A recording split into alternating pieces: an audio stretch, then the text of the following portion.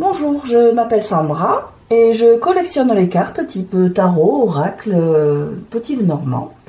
Aujourd'hui, je vais vous présenter mes tout premiers jeux, mes deux premiers jeux qui m'ont été offerts il y a plus de 20 ans maintenant par ma grand-mère.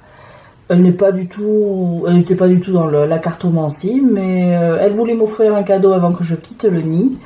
Et mon choix s'est porté là-dessus. J'étais très intéressée par la cartomancie déjà à cette époque. Donc le premier jeu qu'elle m'a offert, c'est les cartes des planètes de C. Grandet. Alors je ne sais absolument pas à quoi correspond le C, je ne l'ai pas trouvé dans le guidebook. Et aux éditions de Veki, pardonnez-moi. Le jeu fait 40 cartes. Et ce sont de grandes cartes. Je pense pas qu'on ait beaucoup d'oracles ou même de tarot de ce format-là aujourd'hui. Pourquoi les cartes des planètes? Pourquoi j'ai choisi celui-ci? C'est que j'étais une grande fan, je le suis toujours, de la série animée Sailor Moon. Donc j'étais à fond sur tout ce qui était planètes, les dieux grecs, la mythologie, les minéraux un peu moins, mais bon, tout ce qui était planète, j'étais à fond dessus. Donc le coffret se présente comme ceci, avec une ouverture à clapet, ça s'appelle comme ça. J'en ai oublié. Un guidebook, en même taille que les cartes. Il a été utilisé, les tranches sont jaunies un petit peu. Donc ce jeu me rappelle évidemment plein de souvenirs. Déjà le jour où on me l'a acheté, vu que j'étais avec ma grand-mère en train de me promener quand elle me l'a pris. Je l'ai déballé dans sa cuisine, donc c'est vrai que c'est un jeu qui a une signification particulière pour moi. Donc le guidebook. Les cartes des planètes se présentent avec une introduction à la cartomancie, aux arts divinatoires, aux planètes, avec un lien avec la cartomancie traditionnelle, un peu de numérologie, d'astrologie évidemment, avec plus ou moins une description de la personnalité de chaque signe, ses liens avec les planètes, les éléments, pareil, qui sont liés aux planètes et aux signes astrologiques, les maisons illustrées, les numéros associés aux planètes. J'avoue que ça fait longtemps que je ne me suis pas penchée dessus, mais ça me donne envie quand même de m'y remettre un petit peu, parce que je le trouve vraiment beau comme jeu. Mon attrait n'a pas baissé pour ses dessins, pour ses illustrations. Qu'est-ce qu'on a d'autre? Bon, les planètes. Ah oui, nous avons 3 grands tableaux pour les combinaisons entre les différentes cartes, avec chaque planète en colonne et en ligne, pour les associer entre elles. Et après, on revient au jeu, au tirage. Les tirages sont hyper grands pour la taille des cartes. J'imagine même pas la table qu'il faut pour faire ce genre de tirage. Et il y a aussi également des petits rituels, mais j'ai mes propres petits rituels, si on va par là, allumer la bougie, tamiser la lumière quand je fais mes tirages, mettre un peu d'encens, mais je suis pas trop portée là-dessus, bien que j'adore tout ce qui est lié à la magie, au rite. J'aime me renseigner dessus, mais j'avoue que pour l'instant c'est pas trop mon truc, quoi. Les pratiquer, je veux dire. Donc voilà. On passe aux cartes. Donc 40 cartes, grandes cartes.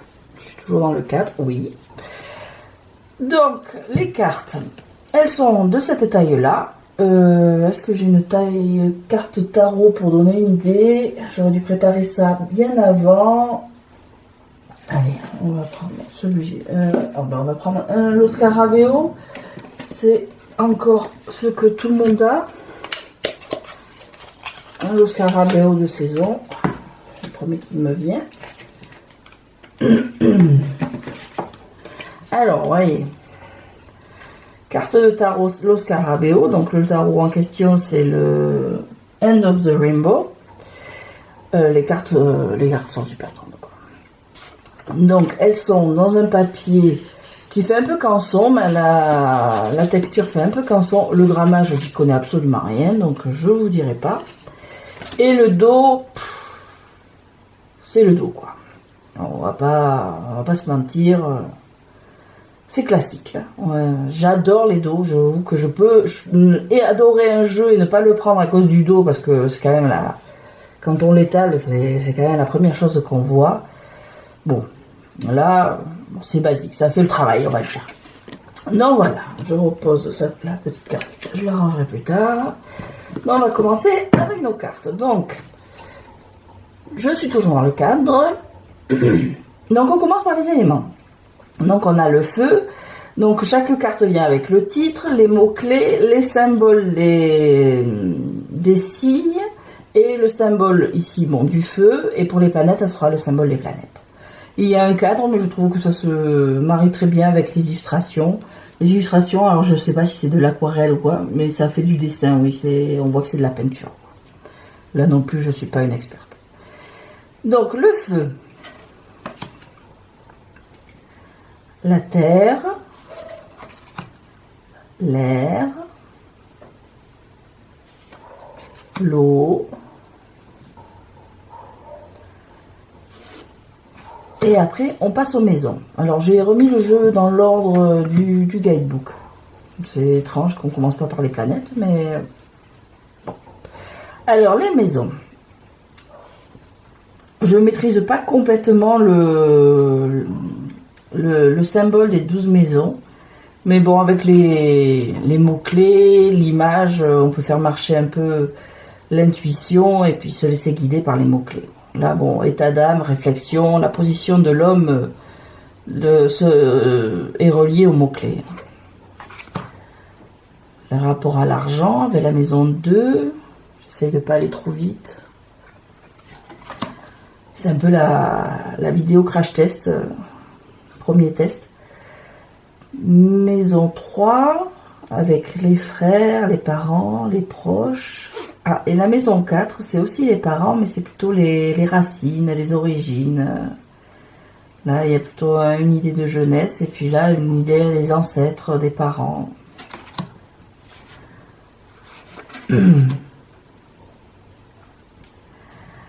La maison 5. Jeux, relations, activité sexuelle, enfant, envie de s'amuser. Les mots-clés, c'est un peu particulier pour celle-ci, je trouve. Hein. Bon. L'image est très jolie. J'aime beaucoup la toile de type toile de cirque. Maison 6, avec les rapports avec des collaborateurs. Alors, très sérieuse, la maison 6. Les bons vieux gros ordinateurs qu'on avait à l'époque. Maison 7, bon, l'union, le mariage, bon, les conflits également, peut-être avec la tête de la femme qui n'a pas l'air très heureuse. La spiritualité, avec la maison 8, de suite ça parle, il n'y a même pas besoin de lire les mots-clés. Les voyages, j'imagine, voilà, avec la maison 9. Position sociale, carrière, réussite. Avec la maison 10. Ça relie un peu avec celle qu'on a passée. Rapport avec les collaborateurs. Là, c'est vraiment le travail. Et là, c'est plutôt la position sociale. Et donc, il y a... chaque maison est liée à un élément. La maison 11, avec les amitiés, l'affinité. Ah, sympa, ça. Celle-là, elle est un peu moins. Maison 12, obstacle, épreuve. C'est vrai que les images parlent d'elles-mêmes. Hein. Bon, on arrive aux planètes. Donc, comme je disais, les planètes ont chacune une carte positive et négative. Et avec toujours les mots-clés. Donc, et les symboles astrologiques. Le symbole de la planète. Et celui-là, j'avoue que je ne sais pas trop à quoi ça correspond. Donc, le soleil en positif, succès, bonheur, et en négatif, aspiration artistique frustrée, égoïsme, orgueil. Voilà, je ne sais pas si je les montre bien. La lune en positive et négative. En négative, on la voit voilée. Instinct, sagesse féminine, la trahison, des illusions. Mercure en positif et négatif.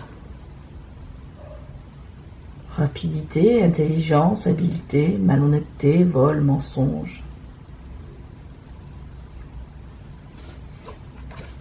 Vénus, avec évidemment l'amour, l'affection, mais en négatif, passion, tentation. Et le diable.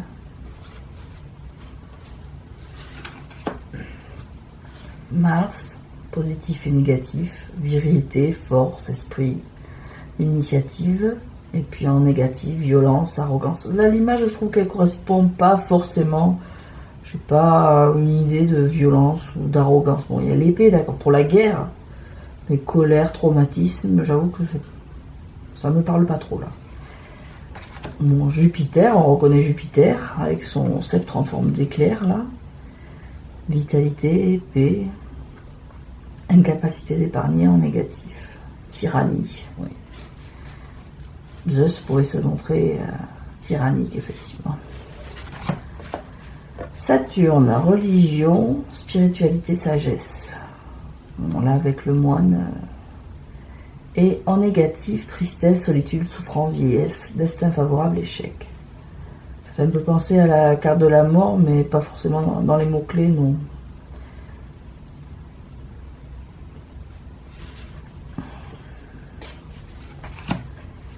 Uranus, positif, technologie, invention, découverte, nouveauté. Et en négatif, utopie, fanatisme, catastrophe, exagération, désordre, rupture. Oui, on retrouve un peu là la tour du tarot. Neptune. J'aime beaucoup celle-ci avec le phare. Sensibilité, esprit romantique, don artistique. Et en négatif, illusion, peur, dépendance. Celle-là, je l'aime pas, j'avoue que... Bon, c'est aussi ça, les cartes, ça nous rend pas indifférents. C'est vrai que celle-là me touche un peu. J'ai de la peine pour ce personnage, en fait. Pluton, positif et négatif. Oui, alors Pluton est une planète pour ce jeu. Je sais plus, je sais qu'à un moment elle ne l'était plus. Je crois qu'elle est redevenue. Bon, ici, on a Pluton. En positif pour la reconstruction, l'amélioration et la transformation, et en négatif pour la force destructrice. Crise, hostilité, méchanceté, contradiction. Ensuite, nous avons une carte chance, pour le succès et la réussite, le destin favorable, et une carte malchance. Éléments négatifs et défavorables, je les baisse. Bon, ça m'embête un peu qu'ils aient mis un chat noir parce que les pauvres, ils pâtissent déjà de cette réputation. J'adore les chats noirs. J'avais ma petite Luna qui n'est plus malheureusement. C'est un amour, cette minette. Bon, et le miroir brisé. Bon, on retrouve les signes de malchance dans la superstition traditionnelle. Et enfin, nous avons la tête du dragon et la queue du dragon. Alors, je crois avoir vu passer que c'était un lien avec la Lune, les nœuds de la Lune. Donc, cette carte augmente les effets positifs des cartes et celle-ci augmente les effets négatifs. J'aime bien la tête du dragon. La queue, ça fait un peu bizarre, la queue toute seule. Donc voilà, pour ce jeu de 40 cartes, je crois qu'on le trouve encore sur Amazon. Bon, c'est un vieux jeu.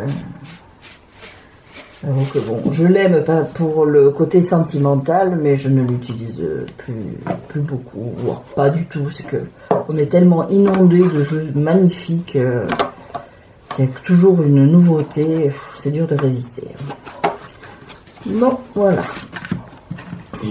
Excusez-moi, je sais pas si vous l'entendez, mais ma chienne n'arrête pas d'aboyer. C'est assez énorme. Le deuxième jeu qui m'a été offert également par ma grand-mère quand je suis partie.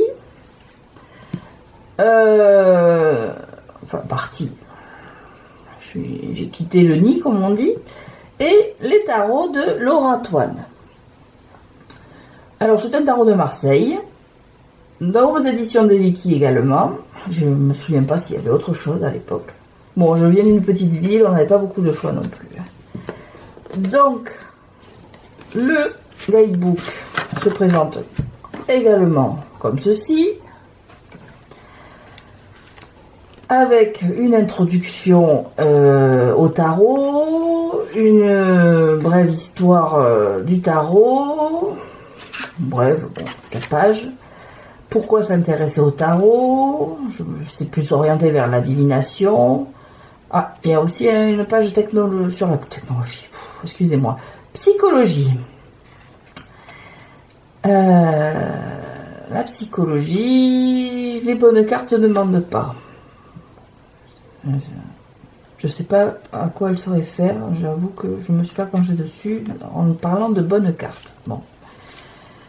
Les atouts dans son jeu. Qu'est-ce qu'il y a d'autre? Les rituels. Pas indispensable. Faire les tirages la nuit. J'aime bien faire les tirages la nuit parce que j'aime allumer des bougies, mais bon. Les tirages, c'est un peu quand je veux. Hein. Ou le désordre de bruit ainsi qu'un éclairage trop violent ont toujours une influence perturbatrice. Je pense que c'est un peu comme on veut, si on se sent bien, si on a trouvé la façon, le petit rituel pour se sentir bien au moment de tirer les cartes. Faut pas se prendre la tête. Hein.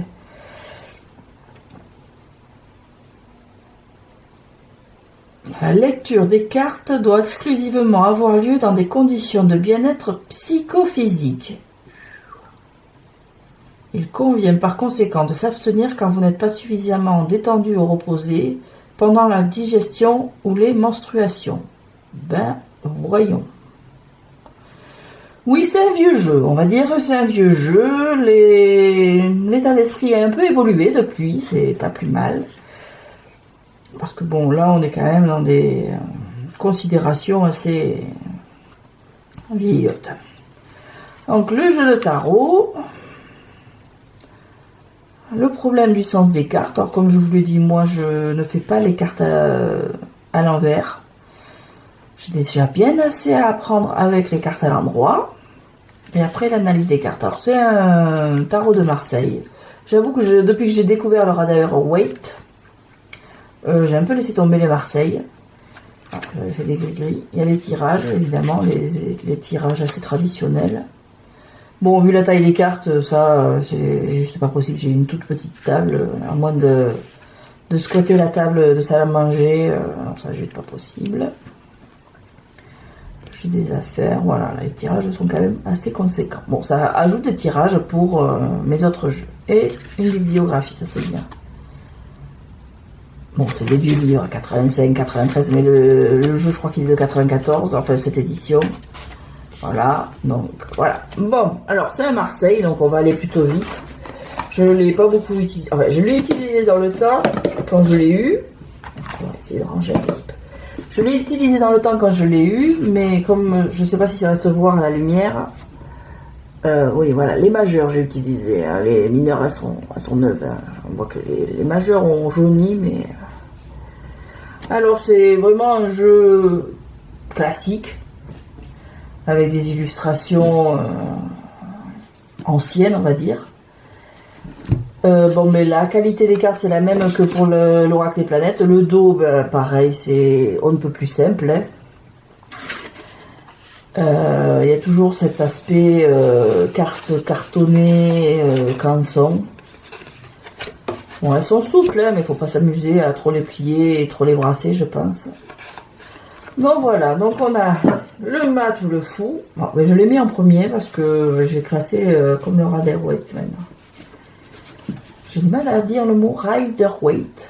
Smith, ne pas oublier Pamela. Alors on a le mat ou fou, classique. Le battleur. La papesse. J'aime bien les visages quand même. Des fois, j'aime pas trop les visages sur les jeux, les vieux jeux, mais j'aime bien les visages sur celui-là. L'impératrice. L'empereur. Le pape. C'est une des cartes que j'aime le moins, celle-là. En général, dans les jeux, c'est vrai que le pape ou le hiérophante, c'est une des cartes que j'aime le moins.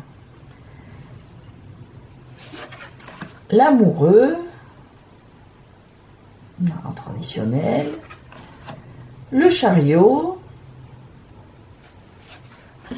la justice, en 8, tarot de Marseille, l'ermite, j'aime beaucoup l'ermite. J'avoue que je m'y retrouve un peu dans l'ermite, j'ai tendance à être assez solitaire. Le 10, la roue de la fortune, la force traditionnelle.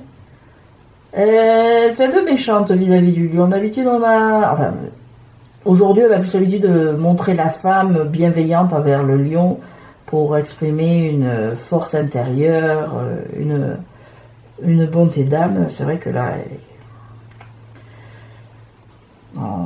elle n'a pas l'air de lui vouloir du bien, ce pauvre lion. Le pendu, la mort. La mort me met assez mal à l'aise parce que c'est un squelette avec un visage vraiment humain en fait. Je sais pas si la mise au point, si ça se... Celle-là, elle est un peu glauque. Alors c'est ma carte, en général c'est celle que je regarde en premier, la mort. Je suis Scorpion. L'idée de fin de cycle, de renaissance, un peu comme le phénix, c'est quand même des notions qui me parlent. Donc, mais celle-là, c'est vrai qu'elle est... Mais elle est creepy en fait. La tempérance, le diable avec 2 petits diables. C'est vrai que maintenant on est habitué à avoir un couple. Là, c'est une carte entièrement dédiée au diable et au démon plutôt. La maison Dieu, à Tours. L'étoile traditionnelle. La lune. Un peu vite là. La lumière est pas top, mais je fais à la lumière du jour et il fait assez gris aujourd'hui. Le soleil, le jugement et le monde traditionnel. Et les cartes sont pas super bien centrées, je viens de m'en rendre compte. Bon, alors après, les mineurs, traditionnellement, dans le Marseille, on va vite y passer. Je les trouve magnifiques, ces motifs, je trouve ça super beau, mais bon, c'est vrai que je suis un peu... ça me parle pas, quoi. Donc, j'ai acquis récemment un nouveau jeu de Marseille, Tarot de Marseille, qui me plaît beaucoup. J'ai envie de m'y mettre, mais j'avoue que je sais pas par quel côté le prendre. Est-ce que j'utilise la numérologie? Est-ce que j'utilise les significations du Rider-Waite-Smith? J'avoue que pour l'instant, je tâtonne un petit peu. Donc, le 2, le 3 bâtons, le 4, 5,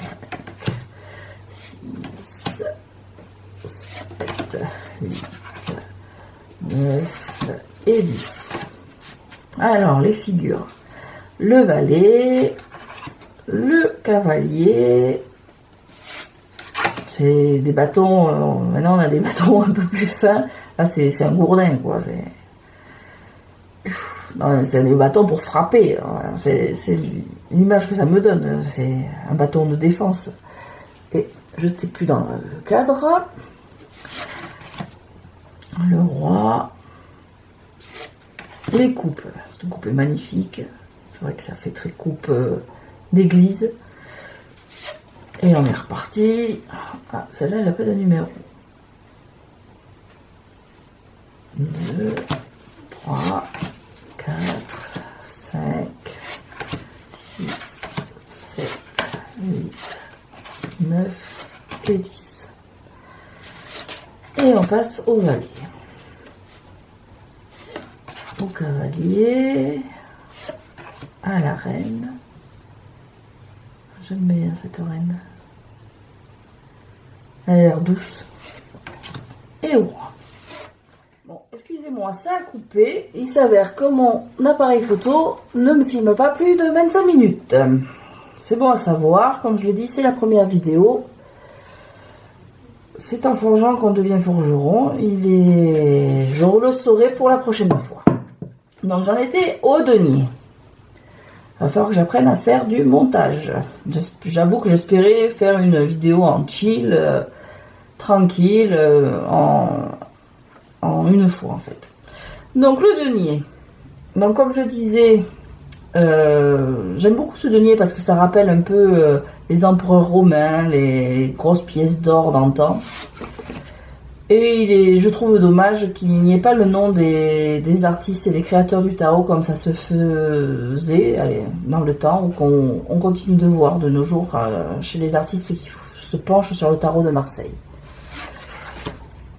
Donc, le 3 de denier, le 4 de denier, le 5 de denier, le 6, 7, 8, 9, 10, et les figures, le valet, le cavalier qui n'a pas du tout l'air aimable, d'ailleurs son cheval non plus, la reine et le roi. Et enfin les épées, le 2, 3, 4, 5, 6, 7, non, c'est le 10. Qu'est-ce qu'il fout là? Bon, voilà. 7, 8, 9 et 10. Le voilà. Avec le valet, le cavalier d'épée, la reine d'épée et le roi d'épée. Et voilà. Ça valait vraiment pas le couper. Ça valait vraiment pas le coup de couper pour si peu. Voilà, je vais y arriver. 2 minutes 11. Il me manquait 2 minutes 11. Voilà. Bon, alors j'espère que cette petite vidéo vous aura plu. Donc je voulais faire les deux en même temps. Mais bon, visiblement mon appareil photo avait décidé autrement. C'est parce qu'ils vont ensemble. C'est mes deux tout premiers jeux. Ils m'ont été offerts les deux par ma grand-mère à la même époque. Bon, je ne les utilise plus, surtout le tarot de Marseille. Je dois admettre que ces motifs anciens, ça me parle pas du tout. Il y a tellement de beaux jeux modernes qui existent aujourd'hui que maintenant je les garde pour des raisons sentimentales. De toute façon, les jeux qui m'ont été offerts, il est hors de question que je m'en sépare. J'aime les reprendre parce que ils me rappellent une époque. J'étais plus jeune, plus insouciante, j'avais mangé avec ma grand-mère qui n'est plus. Donc, bon, c'est des jeux très importants pour moi, mais je ne les utilise plus. Voilà pour cette petite vidéo. Je vous remercie si vous m'avez regardé jusque-là. Si vous m'avez écouté et papoté, j'espère que c'était pas trop désagréable. J'avoue que, comme beaucoup, j'aime pas trop ma voix enregistrée, mais bon, c'est un bel exercice à faire. Je me suis lancée. Et je vous remercie beaucoup, je vous souhaite une très bonne journée, je vous dis à très bientôt j'espère.